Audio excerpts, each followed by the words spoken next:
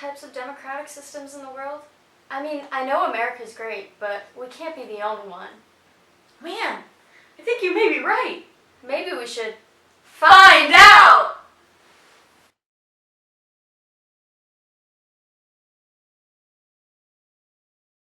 I don't even know what a presidential system is. I don't even know what to write down. It's okay, we can learn. Okay. We can do it together. Throw it at me.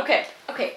So the first thing to know about a presidential system is that the head of state and the head of government are combined. They are fused. They are all in one.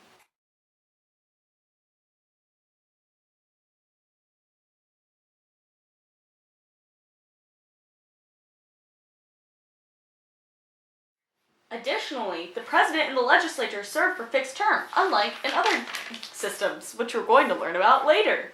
The president in a presidential system is directly elected by the populace, which doesn't really happen in the other democratic systems. And that's what we have here in the great United States of America. Oh, why did you get an accent on? The president that is directly elected directs cabinet, and formulates legislation. And also international and domestic policies. So he's involved in a lot of things, which is really interesting. So he's a national figure as well as a policy leader. Who would have known?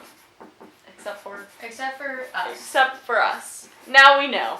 Also in this system, there are a lot more opportunities for checks and balances because of the powers of the different states and how they're divided. So that can make governing harder sometimes because they have to agree with one another, but it also balances things out, and no branch is more powerful than the other, in theory.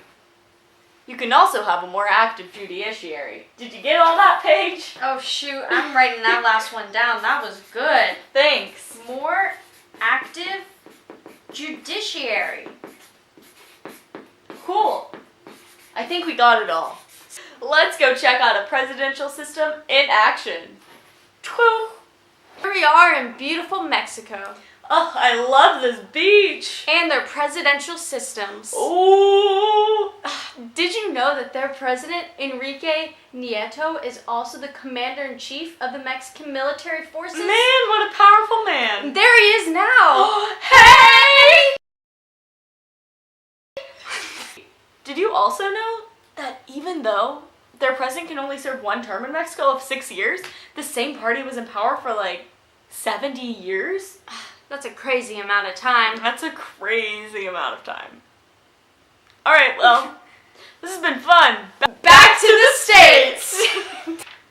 Okay, parliamentary systems. Parliamentary. Did you know that it can be found in most of the democracies around the world? Whoa! Yeah, so many. So many. They consist of two basic elements. What are the two? Oh, I'm gonna tell you. Okay. Number one, Prime Minister. Prime Minister. And number two, the legislature. Legislature. The political power and roles are divided between the head of government and the head of state. Although the overwhelming majority of power comes from the head of government, which is the Prime Minister. The PM, if you will. Yeah. The head of state is more ceremonial, you know? You know, like monarchs. Oh. He's not elected by, the public. Really? He's elected by the legislature. Prime Minister, he's the main driver of legislation and policy. So the legislatures and the judiciaries don't have as much power as the Prime Minister. So checks and balances aren't really as important in this system as the presidential system. Prime Ministers, although they are so powerful, can be removed pretty easily through the vote of no confidence. Yep, they're out of there. Wild. They are out of there. Also, the Prime Minister is pretty powerful, you know? Yeah. They get to direct domestic and international policies. Ooh. And guess what? What? They serve for an unfixed term. Unfixed? But then, how are they removed? Good thing you got your vote of no confidence. Oh! So, Paige, now that we know all this stuff about the parliamentary system, maybe we should go check one out. Okay. Here we are in the beautiful United Kingdom. It's a little dark. A little dreary. But did you know that the current Prime Minister is Theresa May? Also, did you know that the office of the Prime Minister is not established by any law or constitution? It just exists by tradition? A long-established convention. Oh. The more you know. Okay. Well, I think I've had enough tea. Let's go back to, to the States! So, for our final democratic system, we're going to go into the semi-presidential system, which falls somewhere in the middle. I call it the best of both worlds. You might. Let's find out. Okay, so you have your president who's directly elected, but your prime minister is indirectly elected. And what your president has the power to do is your president sets policy, but your prime minister carries out that policy and turns it into legislation. So the president is kind of entrusting the prime minister to pass the legislation. And also the president is in charge of foreign affairs and he's commander-in-chief. But as to which of the two has more power, well, it depends on the country. Let's go see for ourselves in one of our core 6. Here we are. Here we are in the motherland. Brr. In It the mother sure Russia. is chilly. We've seen the semi-presidential democratic system in action, and boy is it interesting. Wow. Tell me more. Ugh. There goes Dimitri M., the Prime Minister. Hey! Hey! And there's the president, Mr. Vladimir Putin. Hey, Putin! They must be about to meet up to discuss their policies. You know they have to work together in order to get things done. That semi-presidential system. The president holds the highest office, and the prime minister holds the second highest office. Well, I think we've seen all we need to see. And now we're back to the States. Let's review. That world trip was great. We went to so many places. So many places. It wore me out. So what did you think about the parliamentary system? Because personally, I really liked that the prime minister just, drips confidence. Yeah. That kind of glow you get when you can pass legislation all by yourself. Yeah. I feel like the public doesn't feel like they have that much power in this system. Yeah, but if things do get bad, the prime minister can be easily removed by the vote of no confidence. There is that safeguard.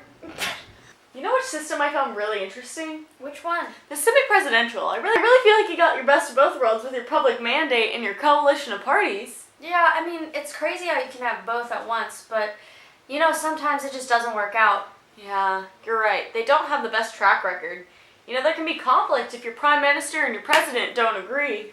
True, and then things might never get done. Ah. And here we are, back to the roots, the presidential system. The public can get so involved when you're in this system because they can directly elect their president. Yeah, that's true. That's pretty cool, except I gotta admit, there's some problems because with parties divided, if there's a division of power, then oftentimes there's so much division that things can't get done and legislation can't get passed, leading to some stagnation in the government. I love that word, stagnation. Thanks, I thought of it herself. Okay, you know what else? What? This can lead to weakened political parties overall. True. Yeah. So, Paige, now that we've looked at all these, Now that we've traveled the world, looked at different democratic systems, which is the best? it depends on the country. I agree. I for hate to sure say agree. it, but you can't say one for sure. Can't say one for sure. It all depends. Guess we gotta go travel the world again to find out. Okay. I'm trying to think of the national anthem. Alexa, play the national anthem of the United States of America. United States of America National Anthem by National Anthem band from Spotify. Yes. Hey, Can you